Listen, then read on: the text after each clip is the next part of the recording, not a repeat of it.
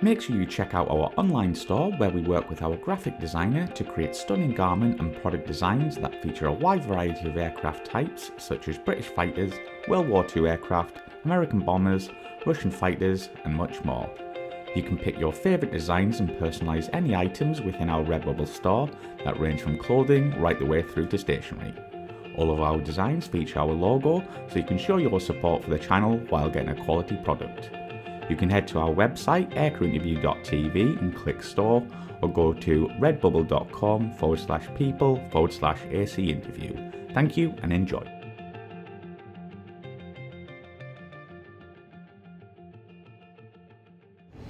Yeah, it sounds like you sharpened your claws on the Mi-17 and the 8 there.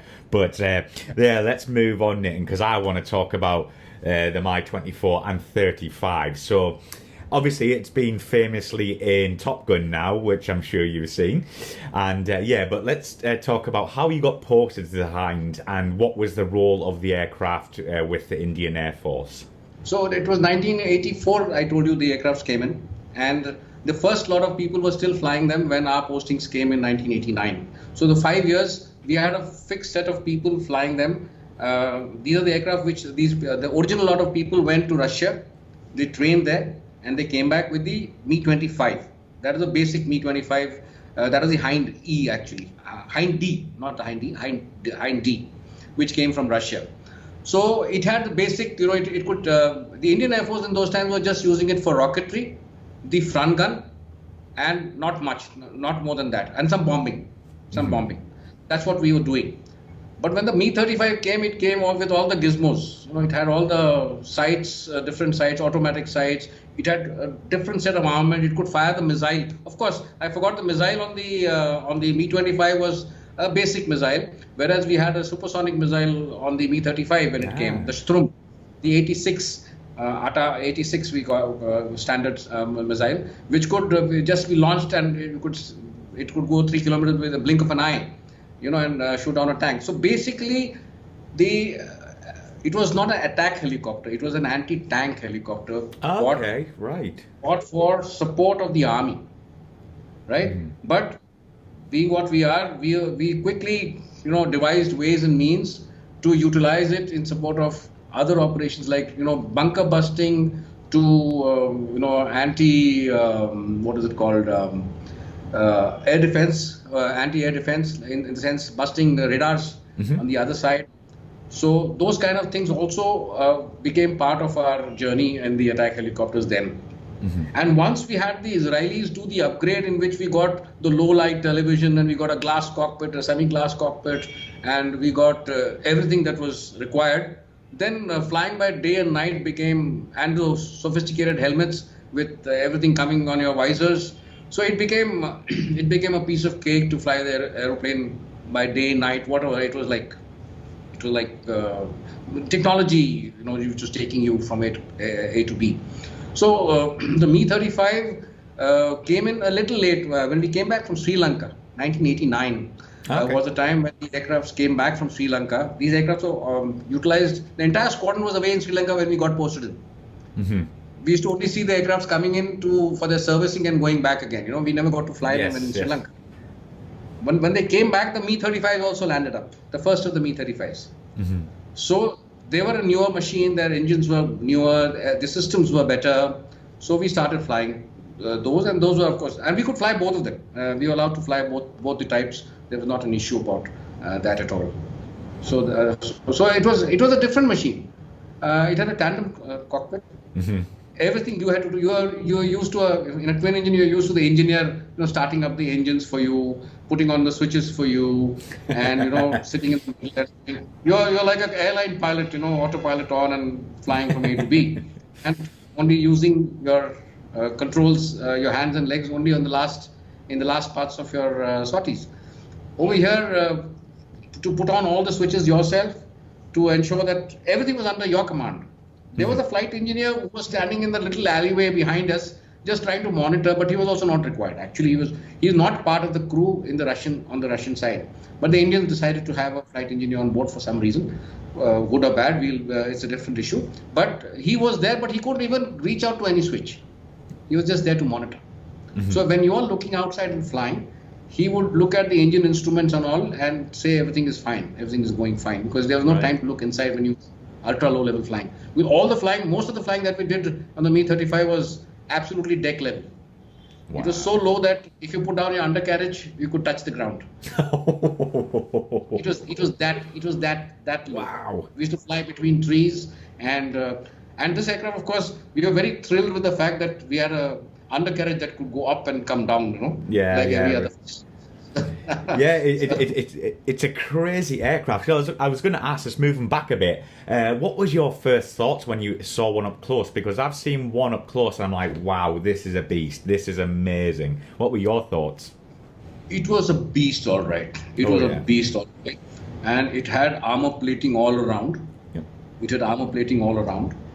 And the way you got into the aircraft itself, it was like climbing on top of a camel. 2 steps, you climb up into the cockpit, and once you get inside, you're cocooned completely. Once the door closes, you're like inside, and nobody else with you. And your co-pilot sits in the front, who operates the front gun in the swivel mode, and does the missile work and all that. So he sat in the front, and the control, there was no instrumentation in the front. Okay. It was just basic 1 or 2 flying instruments which were on your side, on your left. The airspeed indicator, the altitude thing is on the left. You could have had to look left and kind of fly it from the front. Wow. The basic controls could be stored away. You could store away the controls, and there were no controls available to fly the aeroplane if you had to do your other work. So it was different. It was a beautiful aircraft. Yeah, and let's talk a bit about your ground training and flying training. How did you change your mindset coming from the Mi-8 and 17? Was there a big difference there? Of course. No doubt about it. Over there, that's more peacetime, I felt. I mean, one feels now when I look back, that was more peacetime flying, although we were going right up to the border, but we didn't have anything to kind of save us if somebody fired at us, Out here, we were offensive. We had to have an offensive bent of mind. Our whole mindset had to undergo a change to kill people. In fact, I have written an article about killing people in one of the magazines just a few weeks ago, about the first time what I felt while shooting at a live target. So those kind of we never were exposed to that kind of thing, except for some armament work which was done on the Mi-17, which was like practice only. We never thought that we would be utilized in an offensive role. In this case, in the Mi-35's case, there was no other choice but to use it in the offensive role, in the anti-tank.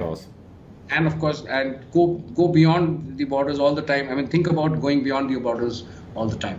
That was the difference. So the mindset completely underwent a change. We were like those fighter pilots, gung ho and waiting to get the kill types. Yeah, absolutely. What was your first squadron you started training with, and where were you based on the 25 and 35? I was in a squadron called 125 helicopter squadron. That is the first attack helicopter squadron of the Air Force. Today it flies the Apache. Yeah, today it flies the Apache.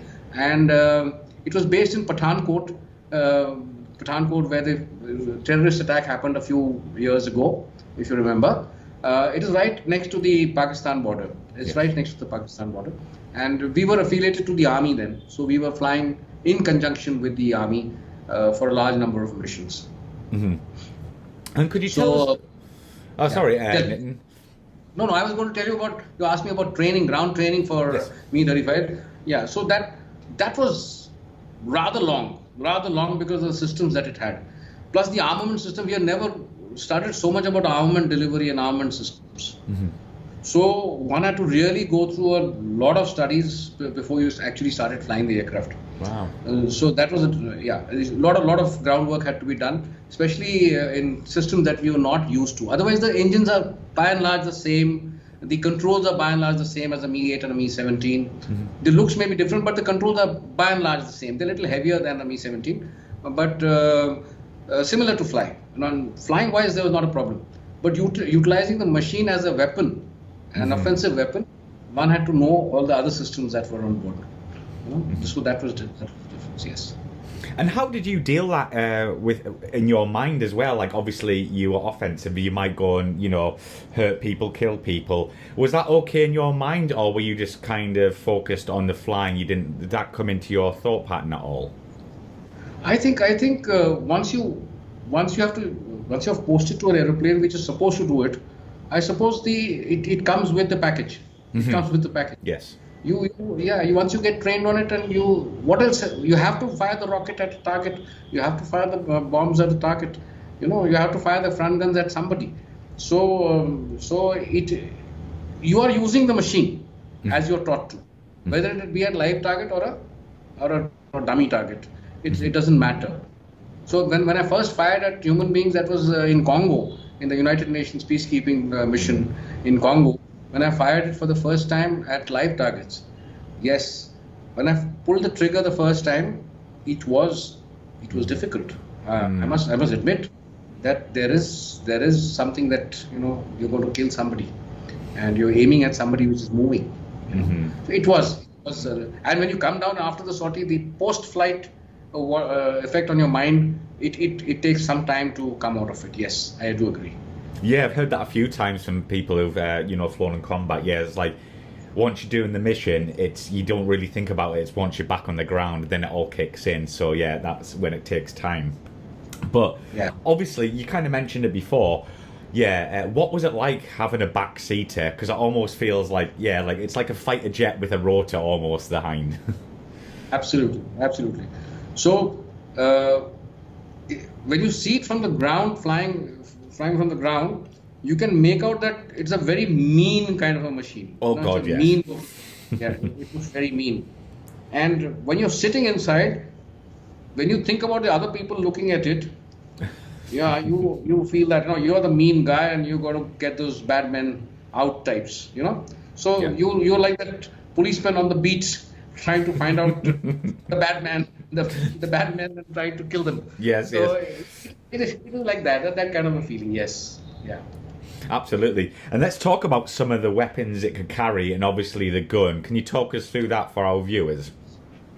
Yeah, it had a plethora of weapons. It could dispense grenades. It could dispense bomblets. It could fire the biggest rocket in the world, which is fired by the bigger fighters. It could fire the biggest rockets, 130 millimeter rocket, huge. Wow, that's huge big. rocket. It was called the Su-20. What is it called? I'll just get to that name. Otherwise, it had the rockets, the 57 millimeter rocket, the 240 millimeter rocket. That was the big one that I was talking about. It just could carry 4 of them. And other than that, we had those 4 missiles on the aircraft, always there on 4 missiles that could take on 4 tanks. And the front gun, it was an amazing weapon. Multi-barrel Gatling gun with a fantastic rate of fire and very accurate, very, very accurate. Yeah, because obviously with that big gun, you have to be accurate. Yeah, so like, I've heard stories before where it's like, is it already aligned to the aircraft, or is it in your visor that the gun moves? So in the newer version of the aircraft, we had the helmet mount sensors, so we could zero the sensor and slave the gun to the sensor. So wherever you looked, the gun fired at that place. It used to lay off and fire. Other than that, the earlier, in the old times, the Mi-25 and the 35, we had to go into a periscopic sight to fire the missile. Oh, okay. Okay, so we had to go on the side and look into the periscope and then get onto the target, identify, and then fire. Out here in the new aircraft, we had him on the big screen, on a black screen in front of us, through the TV cameras. So we were getting the full feed. We could actually do a laser range finding. We could do whatever we wanted to, and we could engage the target looking at the target, rather than going into a periscope. It was very old-fashioned firing that we used to do earlier. In fact, the oldest fashioned firing I forgot to tell you that I did was from the Chetak helicopter. The Chetak helicopter was just a few units in the Air Force. They had this missile, anti-tank missile. Scorpion, I think it was. Yeah, it was Scorpion. And it was fired. It had two, wires which used to come out of the missile, and you had to control it to actually fly it like a kite onto the target. It was an amazing feeling, and it used to go very slow. Chuck, chuck, chuck, chuck, chuck, chuck, chuck, chuck. It used to go round and round, and it used to go towards the target. So I forgot to tell you about that anti-tank missile from the Chetak, and that was a fun missile. Absolutely. And our viewers will want to know, can you remember the first time you actually fired the gun cannon? I'm not sure how you refer to it. What was that like? Yeah, when you fire the rockets or the guns, your heart is going a little flutter. You're a little thing, because at that point in time, your concentration is completely on flying the machine accurately towards the target and aiming correctly, because the helicopter is a very bouncy machine, little bit of error here and there, the rockets can go all over. Wow. So you got to be very steady in your flying, and at the point of fire you should be very accurate in judging distances, very accurate in positioning for the attack.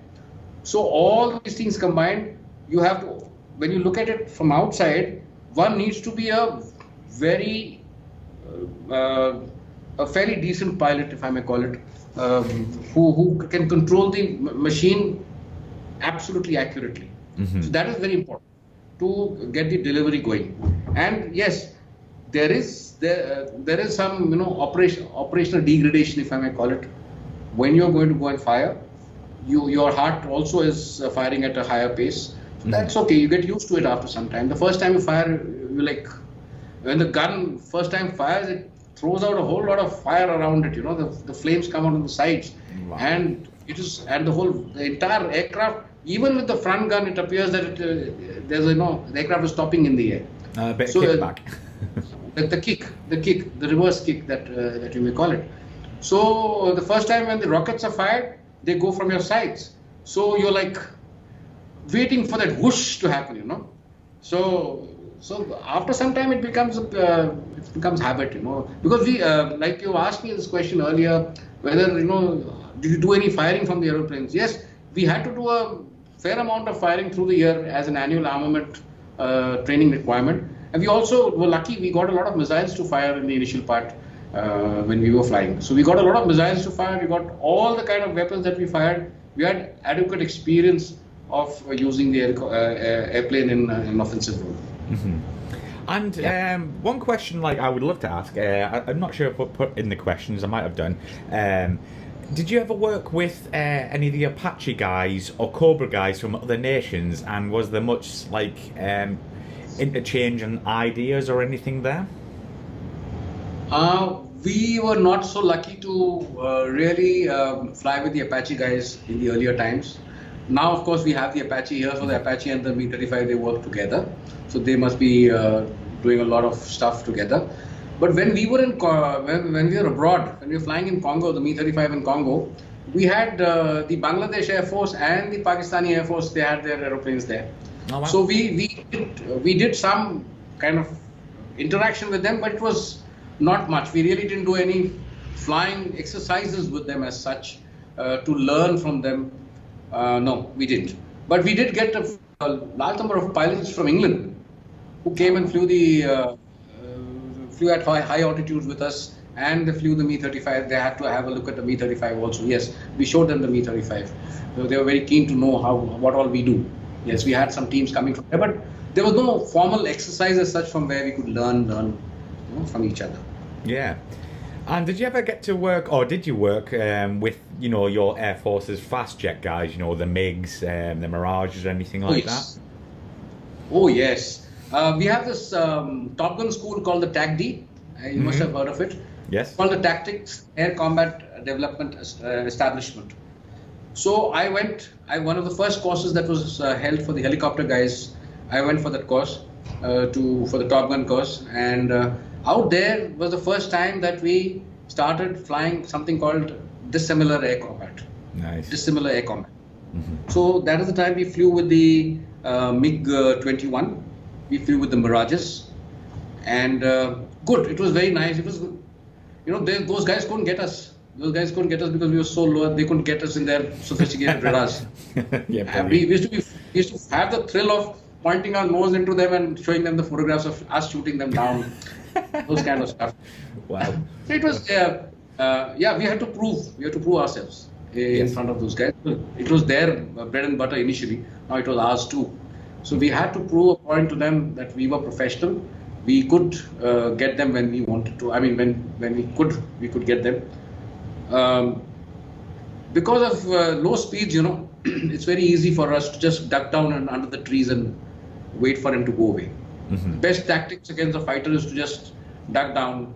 He may, despite the fact that the new radars, of course, they can declutter. Otherwise, in the olden times, their radars could not. When they clutter off the ground, they really can't catch us. And he can't shoot down at that angle down at you in any case. Mm-hmm.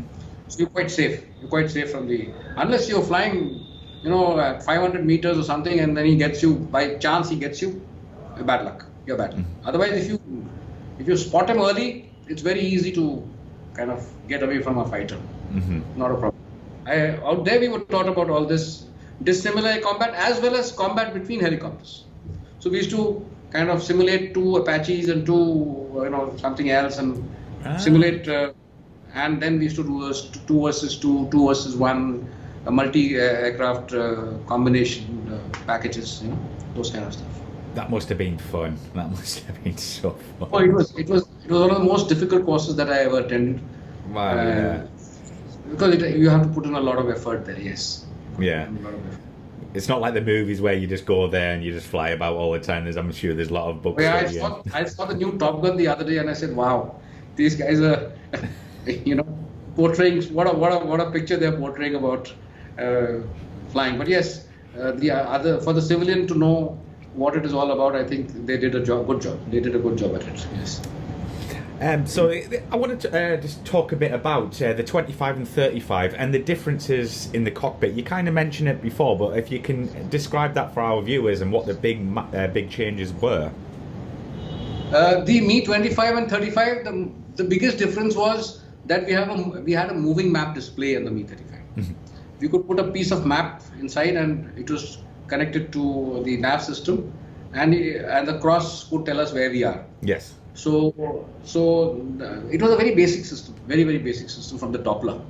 It was a Doppler-based system. It was not a GPS-based system also. Mm-hmm. Then, of course, we had a GPS separate on board, which was not interfaced with this particular nav system. But when we got the Mi-35, the upgraded Mi-35, then of course the nav and the nav attack systems, they all combined together, and everything was available to you to the last meter. I mean, it was so accurate. Yes. So the difference in the cockpit, basic difference in the cockpit between the Mi-25, 35, not much. The instrumentation was a little better in the Mi-35. From the Mi-35 to the upgraded Mi-35, the Israeli upgraded Mi-35, there was a big difference. So everything was coming on a dark screen. Mm-hmm. So that was the difference. And of course, the sights changed. Everything was electronic. Mm-hmm. After that. The helmets, of course, changed. Helmets were integrated helmets now. They had a boom mic. Otherwise, we used to put those big Russian masks around our face. And, the plant pot. Horrible leather mask, which used to give you a permanent mark around your... Yes. Like a monkey when you came back. Yeah. So Nitin, obviously you mentioned that you flew in the Congo in a conflict. Can you tell us about this and why it happened, maybe? Yes. I went to Congo in 2006. The Indian Air Force had been moved into Congo in 2004. 2004, the first contingent moved to Congo. And of course, 1962, the Indian Air Force had already been there in the initial part of the conflict. Yes. When the civil war broke out in Congo. That was a long time back. That is the time when the Canberras had gone, actually. The fighters. Oh, wow. Yeah. So that's a beautiful story in itself, which I've written about, actually. Coming back to the helicopter story, the Mi-70s and the Mi-35s, Mi-25s initially, were inducted into Congo from 2004 onwards, approximately, 2004. And we were based at two different places in Congo. We were in the eastern Congo, on the borders with Rwanda, Sudan, that area. So we were fighting there. What fighting? We were not actually fighting. Our job was to ensure that there was peace. Actually, what happened was the Congolese army was very loosely knit, army. Plus the fact that the political control over the army, as well as the entire huge country, such a huge country, no communications with one end to the other. So it was a very difficult country to govern. So there used to be these factions that used to form up within the army, and there used to break away factions, there used to fight against each other.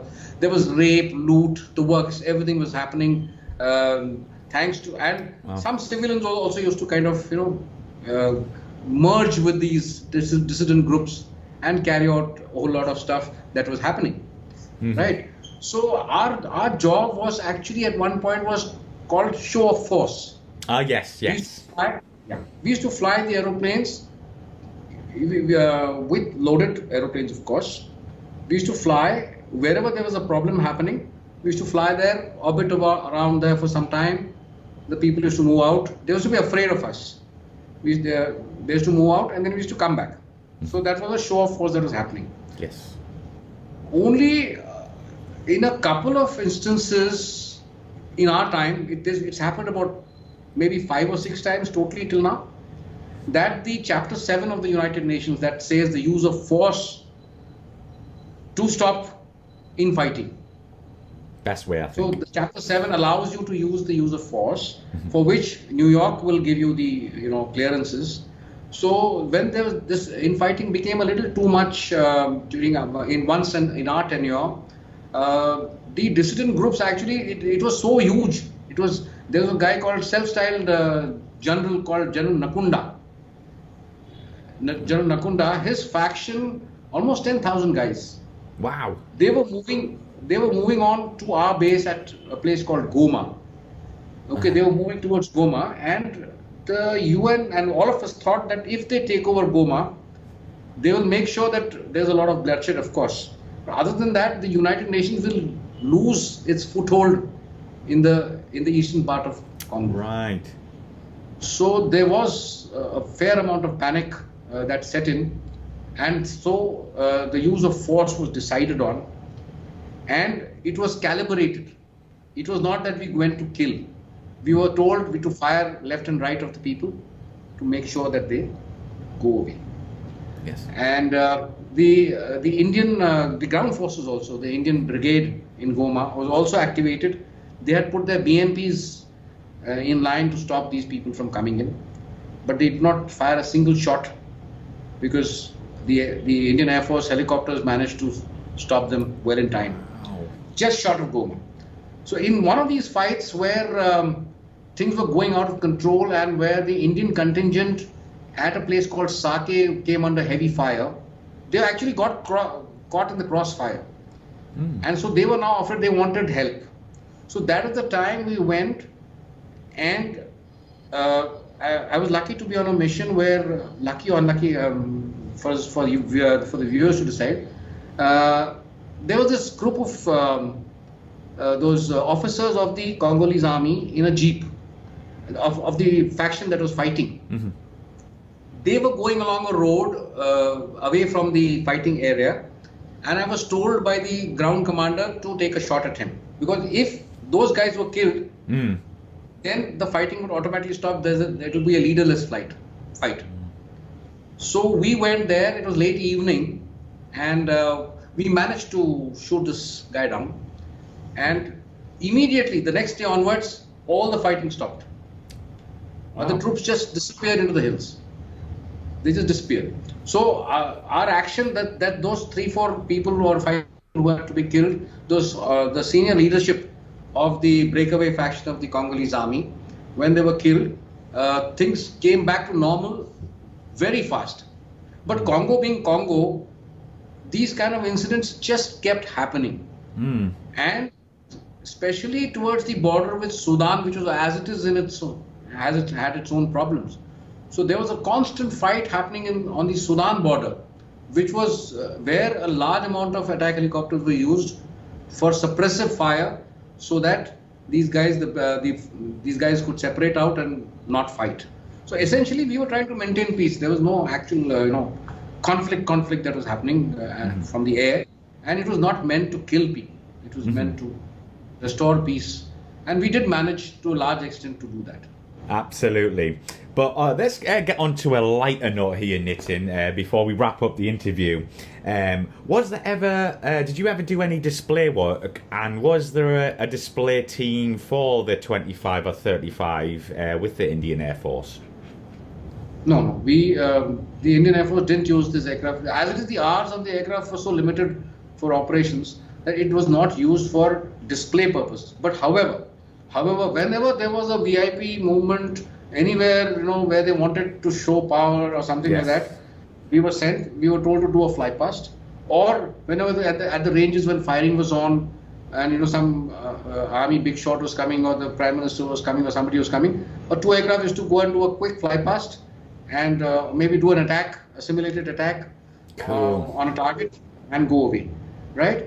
Other than that, on the Republic Day parades, the Mi-35 did operate for a few years. Yes, 3 aircraft formation used to operate but I didn't have the chance to.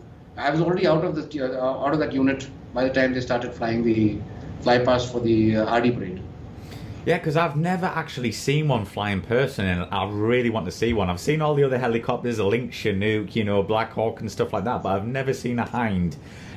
Maybe, luckily, I might see one in a couple of years if it comes to Riyadh, but it's an absolutely beautiful helicopter. But to wrap up, obviously, you've probably got many, but have you got maybe a story or two that sticks out in your mind from flying the Hind? I'll give you one which is a little more fun. Okay. So, I'd gone to Bombay to pick up a new aeroplane which had come from Russia. So the Russian guys used to come and kind of fix it together, and then we used to fly with the Russians. So to fly with the Russians itself was a big problem at an international airfield. He didn't know English, I didn't know Russian. Oh, no. And we were flying in a tandem seater. And he was the captain and I was the co-pilot actually. Right. So the RT calls to the air traffic control. If the air traffic control gives, so on the first flight with the Russian, he gave us, after takeoff, climb to so-and-so height, intercept radial so-and-so, thereafter climb to so-and-so. So I came up on RT and said, can you give us a simpler departure procedure, please? Because the Russian cannot repeat this back to you. Right. Because I explained it to the Russian. So this was one of the things that happened, and we saw the Russians, the way they work on the helicopter. Before the rotors even stop, they have opened the panels and they are readjusting the engine, this thing, and they're telling you, come on, start again, we'll put them. So those guys are really, really good. Yes. So we were doing an endurance check to a place, you must be knowing about Goa, which is a beautiful place. So our unit anniversary was approaching, and we wanted to get some wine from Goa, because Goa is famous for its wines. So we thought we'll pick up a few crates of wine and take it along for the celebrations at Pathankot, because the aircraft had to be ferried all the way to Pathankot. So we went down to Goa, and weather was marginal, and we had just about 2.5 hours left on the aircraft. So while going, we got a 70-kilometer tailwind, so we landed in fast enough. We picked up the stuff, and on the way back, you know how Murphy hits you? He was right there, and we just couldn't penetrate the weather. So with wine bottles on board, we were looking for a place to land on the beach. Because the Mi-35 is a very, very difficult machine to land on an unprepared surface. Because the amount of sand it kicks up is not even funny. Yes. So we tried to go into the sea. In those times, we were not comfortable flying over large expanses of water. So we came back again over the land. And finally, we gave a call to an Air India, flying up there, telling them tell Bombay that, we are unable to penetrate weather. So the Bombay air traffic tells us, you're not permitted to come to Bombay, weather is below your minimum. So when he transmitted it back to us, now we didn't know what to do because we were running out of fuel. We had just 700 liters left and we had 45 minutes to go. Oof. So we just kept quiet and we just carried on towards Bombay. We found a little hole in the cloud and we went through it. And there it was, Bombay was like, it was raining, but we could see everything. So we told ATC that we are coming in. Then he says, divert. I said, I don't have fuel to divert. So he said, okay, you come closer to the airfield. So I went closer to the airfield. And then it all happened. He says, can you accommodate 2 more departures? I said, I have 5 minutes endurance left on board. Oh. When I gave him the call, everything was silent. And he pushed out all the aircraft and he said, okay, come into land immediately. Wow. And then we had all those crash tenders and the ambulances and everything following us after we landed. Wow. And we landed with almost nil fuel. And I had to go to the ATC and say, I'm extremely sorry about what has happened. But we were stuck between the devil and the deep sea, actually. Devil, the weather, and the sea on the one side. We just couldn't penetrate. And this aircraft is not supposed to have diversion fuel. You know, it's a fighter kind of an aircraft. It has to. Don't carry this kind of diversion fuel and all that. So, one hell of a story. But it taught me a lot of things. I went back and I told people, don't ever take chances like this in your life. Put your own life in danger for a few bottles of wine. In fact, in my book, I have written this book called Up in the Sky. It talks about all helicopter, little stories about helicopters. So one of the stories in this was all for a bottle of wine. So I was going to say, was the wine safe when you landed? Of course, we enjoyed it later, of course. Oh, what a story! And we're going to get onto your book in a bit, Nitin. But how many hours did you get on the Hind? I have more than 2,500, almost 2,200, 2,300 hours. Almost half my flying on the Hinds, and the rest on the other aircrafts. So I've got a 5,500 odd. Wow. I've got 45 minutes on a chipmunk, and I'm really proud of that. So be proud of any moment you get in the air. Exactly. It's bonus. Exactly, Nitin. But you obviously, fly today, I'll jump. I'll come and go into a cockpit anytime. Oh, brilliant! Awesome, definitely. But obviously, you showed your book there, Nitin. But can you tell us about it? And obviously, you have your own website, but you do a lot of journalism work as well. Just talk us through this. One story that was kept for the last is about this. When the tsunami happened in 2004, I was posted at a place called Patiala in Punjab. I was looking after a radar. I was out of flying. I had finished my command tenure and everything was over. And one fine day, the tsunami happened and I volunteered and I went to the Andamans, the Andaman Nicobar Islands, which were massively, massively hit. I went there for the rescue, relief and rehabilitation work. Went back to flying. I was the task force commander to look after the entire southern islands of the Nicobar group, where all the relief and rehabilitation was to take place. So we had some helicopters flying through Burma, through Rangoon, coming through Coco Islands and to us, because there was no other way to get the helicopters by ship. It would have taken too much of time. So we got the helicopters in. We had about 2 helicopters serviceable on the island. And then for the next 1 year, I was managing the entire operations of flying and rehabilitation rescue work on these islands. So the experience itself taught me so many things about management of all kinds of, including disaster, of course, management of all resources, that I started writing the book called, it's here. It's called A Few Good Men and the Angry Sea. Right. So we were the good men, and hopefully, yes, we were. And we were 70 of us who went there and stayed for a year, and we got back that island back to normalcy within 100 days. It was a lot of hard work. Yeah. And I've written about it in this first book of mine. So I didn't write about it. I just, kind of maintained a diary. And unfortunately, my computer also crashed and I lost all the data. Oh. But thankfully, God has given me a very good memory. Yeah. Thankfully for that. Thanks for that. And I started recounting this entire script for this book 9 years later. 9 years. Impressive. After the tsunami. And I wrote this entire book in one shot. I just kept writing it like a diary. And then I let the editors and the people do their jobs, and put the photographs in, put everything in. And that was how I started my writing. And I was motivated by the editor-in-chief, who is a dear friend of mine of rediff.com. It's a website, rediff.com. He is the guy who actually motivated me to write. And he's the guy who actually got me to write thereafter. So my second book, It's about a paraplegic pilot. It's called Born to Fly. It's about a friend of mine who becomes a quadriplegic in an accident and how he, how he takes his life thereafter. It's a biography. And thereafter I wrote, of course, short stories about helicopter flying. I've written 2 more books after that. So writing became my second kind of a passion after flying. After I came in close to my retirement and my senior days, where one gets to fly once in a month or twice in a month as an AOC of a base. After which, again, you're managing flying, but you're not touching a helicopter or any aircraft.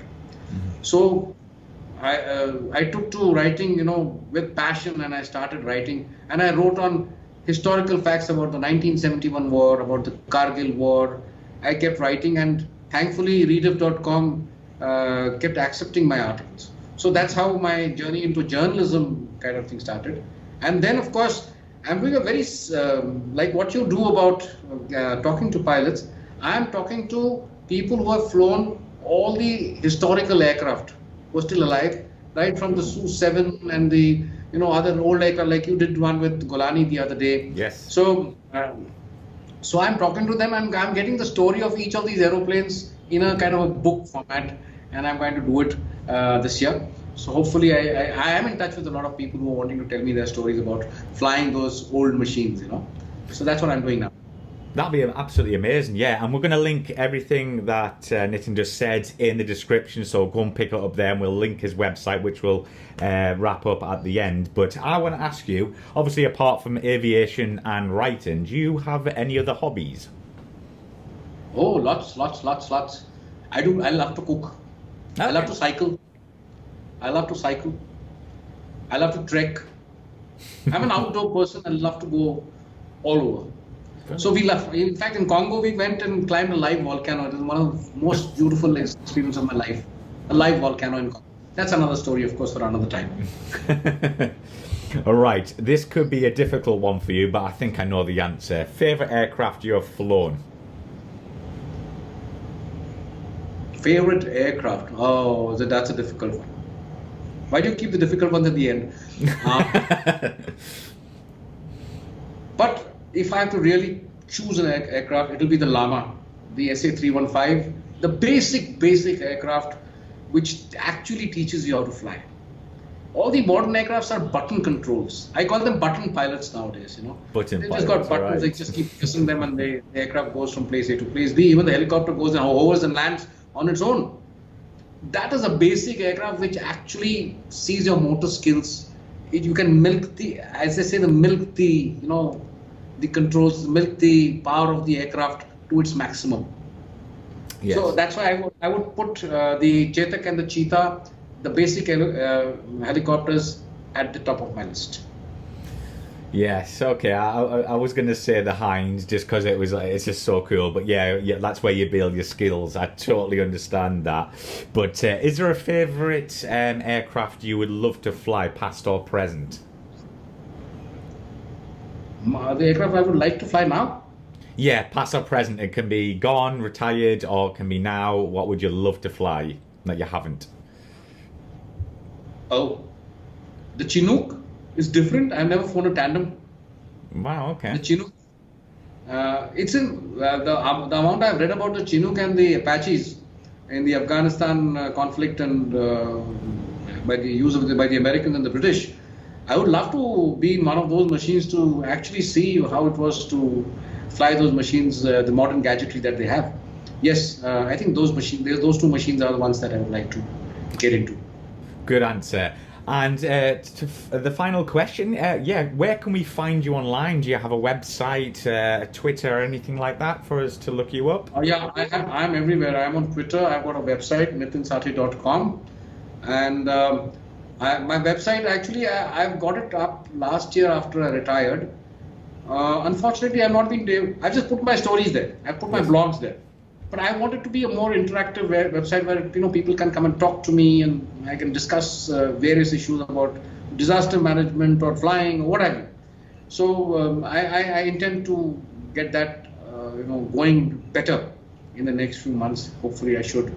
Other than that, of course, I'm on Twitter and everywhere else, like everybody is nowadays, Facebook, everywhere. Yeah, you have to be, don't you, these days? You can't get away from it. Can't do without it. Can't do without it. Well, Especially so with the kind of work I'm doing, I'm writing, I'm giving talks on television, I'm giving talks online to people, and I'm motivating. By the way, I'm motivating people to join the Indian Air Force and the Indian Armed Forces, rather. So that's one of my new things that I've started to motivate boys and girls to join the armed forces. So I take a lot of classes and, well, Nick, you must never have a day off. Like, you just seem to go, go, go. I hate it when I have to. No relaxing at all. Rather be doing something than just sitting brooding in my room. I can't spend it. I'm a very, you want effervescent on the go. Too much energy.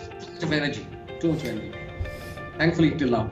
Absolutely. And again, folks, we'll link everything that Nitin's mentioned there, his website, his books and stuff like that. But Nitin, thank you very much for coming on the show. It's been an absolute pleasure. Thank you, sir. It's been lovely talking to you and going back into past memories. Beautiful. Thank you. Cheers.